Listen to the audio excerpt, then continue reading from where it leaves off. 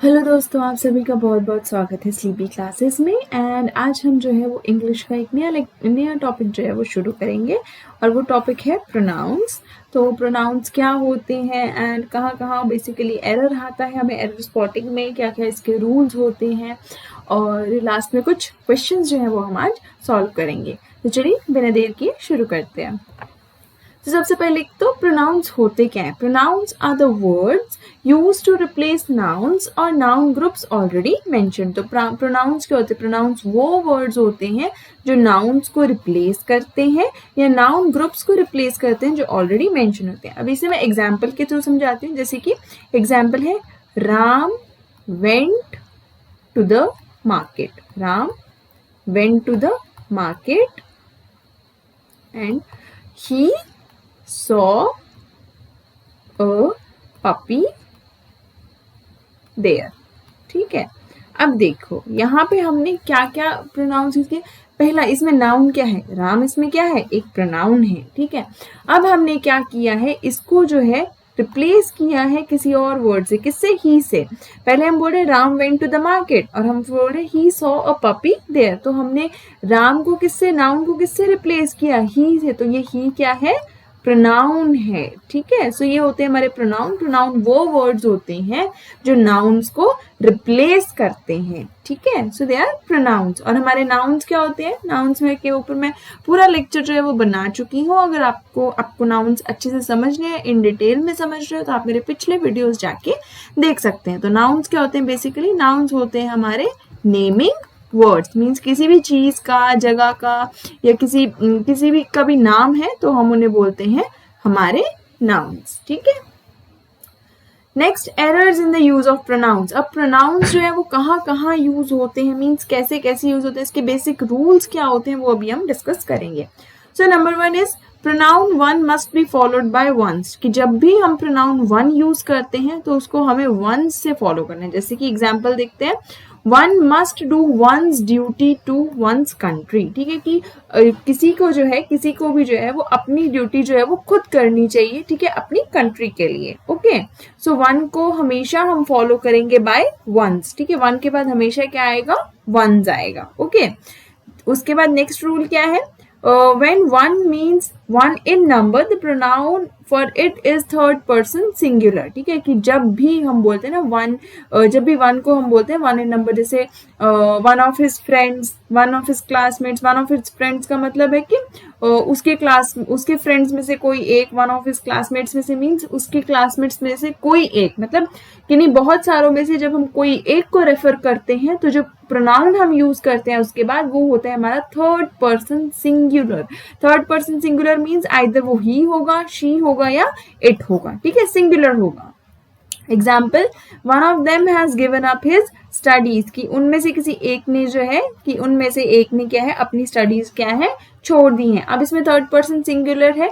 अब हम सिंगुलर के लिए इसमें रेफर करें तो हमने टेंस भी क्या यूज किया? हैज यूज किया। हैज क्या है? हमारा सिंगुलर। और हैव किसके साथ यूज होता है? प्लूरल के साथ यूज होता है। ठीक है, तो जब भी हमने वन यूज करना है सेंटेंस में, means one in a number हम यूज करेंगे या फिर किसी एक को रेफर करते हैं वन इन नंबर में, तो जो भी हमारा प्रोनाउन आता है वो क्या होता है? थर्ड पर्सन सिंगुलर होता है। मीन्स वो होता है आइदर ही, शी और इट। नेक्स्ट हमारा क्या है? नेक्स्ट हमारा जो रूल है वो क्या? एवरीवन और everybody must be followed by his. कि जब भी हम एवरीवन बोलते हैं, एवरीबडी बोलते हैं, तो उसके बाद हमारा क्या आता है? जो प्रोनाउन यूज होता है वो हिज यूज होता है। ठीक है, जैसे हमारे ये तीन प्रोनाउंस होते हैं, हिम, हिज एंड हर। ठीक है, अब हिम जो होता है वो हम मेल्स या बॉयज के लिए यूज करते हैं। ठीक है, हर जो होता है वो हम फीमेल्स या गर्ल्स के लिए यूज करते हैं, है ना। लेकिन जो हिज है वो हम गर्ल्स एंड बॉयज दोनों के लिए जो है वो यूज कर सकते हैं। ठीक है, तो यहाँ पे एवरीवन और everybody must be followed by his. तो जब भी हम एवरीवन या एवरीबडी रेफर करेंगे तो उसके साथ बाद हम प्रोनाउन जो हम यूज करेंगे वो हिज यूज करेंगे। ठीक है, क्योंकि हमें नहीं पता, जब हम एवरीवन बोल रहे हैं, एवरीबडी बोल रहे हैं, हमें नहीं पता हम गर्ल के ऊपर रेफर करें, गर्ल्स को रेफर कर रहे हैं, बॉयज को रेफर कर रहे हैं, तो हम क्या बोलेंगे? हिज बोलेंगे। या ठीक है, और एग्जाम्पल देखते हैं, everyone should love his country. सबको अपनी कंट्री कंट्री से क्या करना चाहिए, प्यार करना चाहिए, ठीक है। तो यहाँ पे हमने क्या यूज किया, एवरीवन। एवरीवन के बाद जो हमारा प्रोनाउन आया वो क्या आया, हिज आया, ठीक है। यहाँ पे हिम कंट्री भी नहीं होगा, हर कंट्री भी नहीं होगा। अगर हम यहाँ पे बोलते हैं एवरी गर्ल, तब होता है ऐसे कि every girl should love her country, ठीक है। अगर बॉय होता तो ऐसा होता है every boy should love his country. Boys के लिए हम हिज ही यूज करते हैं, ठीक है। लेकिन जब हम ओवरऑल हिज रेफर करते तो यहाँ पे हम जो है फीमेल्स एंड मेल्स बोथ दोनों के लिए हिज ही बोलते हैं, ठीक है। नेक्स्ट क्या है, each, everyone, everybody, anybody, sorry, each, every, anyone, anybody must be followed by the singular pronoun of their person, ठीक है। तो जब भी हम वर्ड करते हैं each, every, anyone या anybody, तो इसके बाद जब जो भी प्रोनाउन आता है, ठीक है, वो क्या आता है, सिंगुलर प्रोनाउन होता है। कोई भी पर्सन हम जो जिसका यूज करें, जैसे अगर हम each बॉय बोलेंगे तो प्रोनाउन हिज आएगा, each गर्ल बोलेंगे तो प्रोनाउन हर आएगा, ठीक है। सो इसमें एग्जाम्पल देखेंगे, anyone can do this if he tries, ठीक है। हर कोई ये कर सकता है अगर वो ट्राई करे, ठीक है। तो यहाँ पे हमने ही बोला, ही ट्राइज, ठीक है। तो जब भी हमने मेंशन करना है ईच, एवरी, एवरीवन, ठीक है, या फिर एनीबडी, तब हम उसके बाद जो प्रोनाउन होगा वो क्या होगा, सिंगुलर होगा। अब आगे वो डिपेंड करता है कि हम पर्सन, अगर हम लड़की के लिए बोल रहे हैं तो शी आ जाएगा, लड़के के लिए बोल रहे हैं तो ही आ जाएगा, ठीक है। नेक्स्ट हमारा क्या है, नेक्स्ट हमारा रूल क्या है, let is followed by pronoun in the objective case, कि लेट को जो है, जब भी हम लेट यूज करते हैं किसी वर्ड में तो उसके बाद जो है जो प्रोनाउन होगा वो ऑब्जेक्टिव केस में होगा, ठीक है। By the pronoun objective case, objective case means ऐसे वर्ड्स को रेफर करते हैं जो एक्ट करते हैं किसकी तरह, ऑब्जेक्ट की तरह एक्ट करते हैं, ठीक है। सो वो होता है ऑब्जेक्टिव केस। एग्जाम्पल इसमें देखते हैं, एग्जाम्पल क्या है, for example let him go, तो इसमें लेट है, लेट के बाद क्या आया, हमारा प्रोनाउन आया, ठीक है। नेक्स्ट क्या है हमारा, but and except are followed by pronoun in the objective case. जो भी हमारे वर्ड्स हैं जैसे बट एंड एक्सेप्ट, ठीक है, वो क्या आएंगे उसके बाद जो प्रोनाउन आएगा, ठीक है, वो किसमें होगा, ऑब्जेक्टिव केस में होगा। जैसे कि example, everyone attended the party except him, कि सभी ने पार्टी अटेंड की एक्सेप्ट हिम, तो इसके बाद जो हमने प्रोनाउन यूज किया वो किसमें है, ऑब्जेक्टिव केस में है, ठीक है। नेक्स्ट क्या है, such as is followed by pronoun in the subjective case. अब जो सच एज जो वर्ड है, ठीक है, इसके बाद भी जो प्रोनाउन आएगा वो किस केस में होगा, सब्जेक्टिव केस में। जैसे कि I have no liking for such a man as he, ठीक है, कि मुझे जो है वो ऐसे मैन्स के लिए कोई लाइकिंग नहीं है जिन इंसानों को जो है वो पसंद करती है, ठीक है। सो जब भी हम सच एज हम यूज करेंगे तो उसके बाद जो प्रोनाउन होगा वो सब्जेक्टिव केस में होगा, लेकिन जब हम बट एंड एक्सेप्ट यूज करते हैं तो उसके बाद जो प्रोनाउन आता है वो ऑब्जेक्टिव केस में होता है। ऑब्जेक्टिव केस बेसिकली होते हैं him, his and her, and subjective case आ जाते हैं ही, शी, इट, ठीक है। नेक्स्ट हमारा वर्ब है जैसे enjoy, avail, pride, resign, apply, acquit, assert, absent, they are followed by reflexive pronouns, ठीक है। सो ये जो भी जितने भी हमारे verbs हैं enjoy, avail, pride, इसके बाद जो प्रोनाउंस आते हैं वो कौन से प्रोनाउंस होते हैं, रिफ्लेक्सिव प्रोनाउन। जैसे कि एग्जाम्पल देखो, We enjoyed ourselves at the party, हमने जो है पार्टी में जो है वो खुद को जो है वो enjoy की, जैसे ourselves हो गया, फिर then yourself हो गया, ये सारे के सारे क्या है, रिफ्लेक्सिव प्रोनाउंस हैं, ठीक है। सो ये हो गया we enjoyed ourselves at the party, हमने खुद से ही पार्टी में बहुत ज्यादा enjoy किया। नेक्स्ट हमारे reflexive pronouns are never used with verbs keep, conceal, qualify, spread, rest, stay. तो जितने भी हमारे रिफ्लेक्सिव प्रोनाउंस हैं वो हम कभी भी यूज नहीं करते हैं इन वर्ब्स के साथ, जैसे कि कीप, कंसील, क्वालिफाई, स्प्रेड या स्प्रेड, रेस्ट या। तो ये हमारे रिफ्लेक्सिव प्रोनाउंस के होते हैं। जितने भी ये जो हमारे वर्ड्स होते हैं जैसे कि myself, yourself, ourself, ठीक है, ये सारे के सारे क्या होते हैं, रिफ्लेक्सिव प्रोनाउंस होते हैं, ठीक है। और इनको इन वर्ब्स के साथ कभी भी यूज नहीं करते हैं। Example he qualified in the test, अब इसको हम ऐसे नहीं बोलेंगे myself qualified in the test, ourself qualified in the test, ऐसे कभी नहीं बोलते हैं, ठीक है। तो इन वर्ब्स के साथ हमने रिफ्लेक्सिव प्रोनाउंस यूज नहीं करने हैं, ठीक है। नेक्स्ट हमारा क्या है, when first, second and third person singular pronouns, जैसे कि हमारे जो है जब भी हमारा फर्स्ट, सेकंड या थर्ड पर्सन जो है वो सिंगुलर प्रोनाउन हो तो they are use together. For example you, he and I are neighbours. ठीक है, तो यहाँ पे क्या है, यहाँ पे हमने first person, second person and third person क्या है, यहाँ पे सिंगुलर है और हमने यहाँ पे जो है वो साथ में यूज किए हैं. ठीक है. Next, who denotes subject and whom denotes object. अब ये हमेशा याद रखिएगा कि जो who है, who हमेशा subject होता है and whom हमेशा object होता है. ठीक है, एग्जाम्पल देखिए, whom did you abuse, तुमने किसको abuse किया. यहाँ पे हम किसी object को जो है वो रेफर कर रहे हैं. ठीक है, अब अगर हम who बोलेंगे तो who क्या होता है, हमारा एक subject होता है और whom किस लिए होता है, object के लिए होता है. नेक्स्ट क्या है, whose is used for persons and which is used for lifeless objects. अब ये हमेशा याद रखना कि whose कहाँ यूज हुआ एंड which कहाँ यूज हुआ. whose हम हमेशा यूज करते हैं persons के लिए एंड which यूज हम करते हैं lifeless objects के लिए. मीन्स नॉन लिविंग जो हमारी थिंग्स होती हैं उनके लिए हम क्या यूज करते हैं, which यूज करते हैं. ठीक है, example, this is the table which I was talking about. ठीक है, अब अगर यहाँ पे होता, अगर कोई पर्सन का नाम होता तो हम whose रेफर करते. ठीक है, अब तो एग्जाम्पल क्या है, दिस इज द, कि ये वो टेबल है जिसके बारे में मैं बात कर रहा था. ओके, या बात कर रही थी. ठीक है, सो whose is used for persons and which is used for non living things. ठीक है, सिमिलरली who जो है वो किसके लिए यूज होता है, सब्जेक्ट के लिए यूज होता है एंड whom जो है वो किसके लिए यूज होता है, किसी ऑब्जेक्ट के लिए यूज होता है. सिमिलरली whose जो यूज होता है वो किसके लिए होता है, पर्सन के लिए यूज होता है एंड जो हमारा which है वो यूज होता है हमारा नॉन लिविंग थिंग्स के लिए.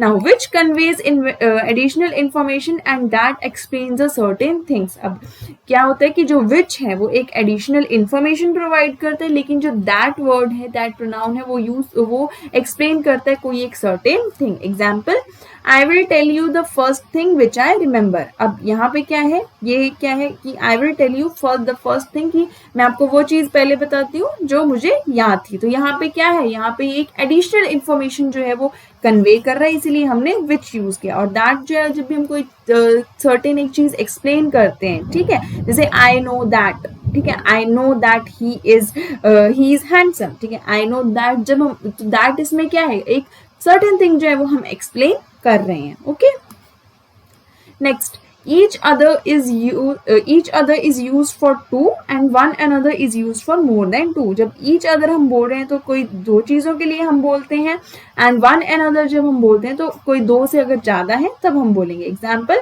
राज and Simran love each other. Means यहाँ पे हम दो चीजों के बारे में बात कर रहे हैं. ठीक है, तो हमने क्या यूज किया, ईच अदर. ठीक है, अगर वो होता, जैसे कि अगर होता कि